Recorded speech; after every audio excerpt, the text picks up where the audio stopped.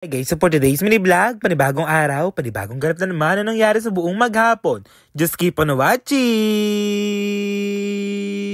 At nakakatawa nga guys, dahil nandito nga kami sa Manila. Ayan nga guys, so malapit nga kami dito sa MOA. At kung bakit nga pala kami nandito, TP Fair nga pala yung ganap namin. At hindi ko nga kilala kung sino nga yung may birthday dyan. Basta ayan nga guys, nakalagay nga dun, happy birthday. Kaya ayun nga, bumaba na nga kami dito ng sasakyan dahil magsasamji nga daw kami. At ayan nga guys, dali-dali na nga kaming umakyat. Ay mga girl, nakapunta na nga ako dito. Masarap nga yung fried chicken nila dito. Ay grabe naman kasi yan mga girl. Tignan nyo naman si Sky, ginagaya nga niya yung nasa likuran niya na yun. No? Nakakatuwa nga naman kasi talaga. Kaya ayun nga, dali-dali na nga kami pumasok dito dahil magsasamji nga daw kami. At ayun nga guys, nakaka-excite nga naman talaga. I-fast forward na nga natin yan mga gar. O baka sabihin nyo na naman dito mga gar sa comment section, magsasamji na naman kami. Dahil favorite nga naman kasi talaga namin yun. Kaya ayun nga, ito na nga kami mga gar. At ayun nga si Kalo. Eto tayo. Bigla na lang kumanta talaga.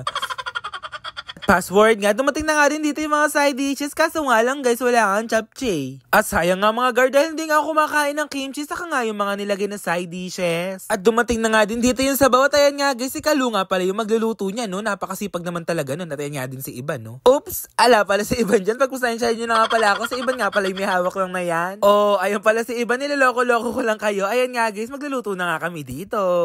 Graviness naman yung kaibigan ko na yan. Napaka-gentleman. Pinagluluto pa talaga kami at pinagluluto palalo si Iban. Eh bigla na lang talaga lalong na-inlove si Iban dyan, no? For today's video, ayan nga guys. So dumating na nga din dito yung pork at beef namin. Beef ba yan o pork? Nagkandalito-lito na talaga kung ano nga yung mga sineserve sa amin. Hindi ko nga alam, basta kumakain na nga lang ako dito.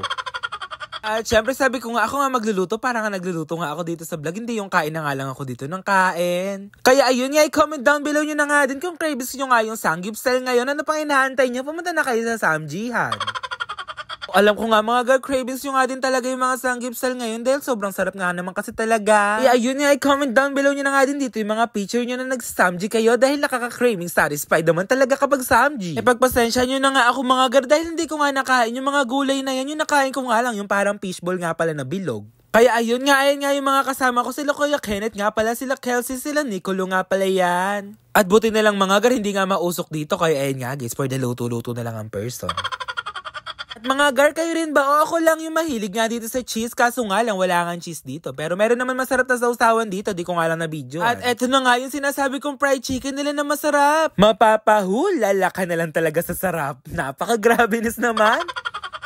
Kaya ayun nga, pinalitan nga yung lutuan namin dahil sunog na nga guys. At ayan nga din, nag-add nga din kami dito ng pork. Parang may kulang talaga kapag wala nga cheese na sausawan. Sayang naman talaga, mapapadami talaga yung kain ko. Eh para sa akin nga mga gar, masarap talaga kapag may cheese nga yung mga pork natin sa nga beef. Pero ayos lang yun, buti na lang gar, may masarap na sausawan dito. At salamat nga pala kay Kuya Gavin sa paglibre nga sa amin dito.